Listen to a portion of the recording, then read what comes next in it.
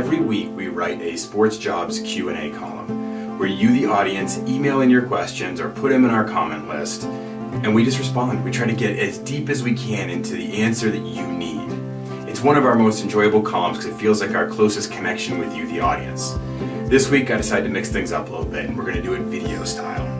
Our question comes from John in Chicago, who's about to enroll in school, and he's read all of our articles about sports internships. He understands the importance of them, but he's not quite sure what his overall strategy and approach should be in selecting them. So John, let me make this simple for you and for everybody else out there listening. I suggest you do a minimum of 3 internships while in school.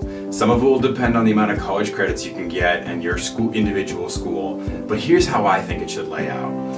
You should do at least one at a small business within your niche. So if you're working in sports broadcasting, maybe it's a local TV station, maybe it's a smaller network. And the reason is because smaller places force you to do more things. They're going to give you more assignments. You're going to learn more versatility. But I also suggest you do an internship at a bigger business. And the reason is because then you get to see how this big machine operates.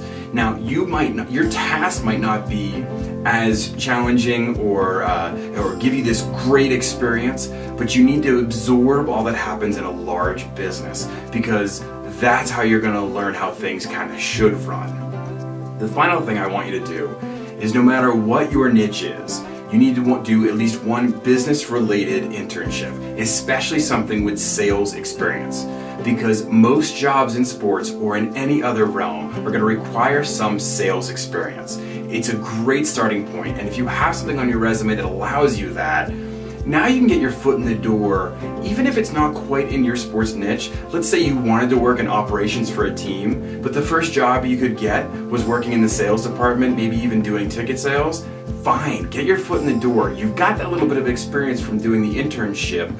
Get your foot in the door with a company and work your way up, rather than be so segmented in that one focus and never get your foot in the door. So getting one internship with that allows you to get some sales experience is really, really worth it.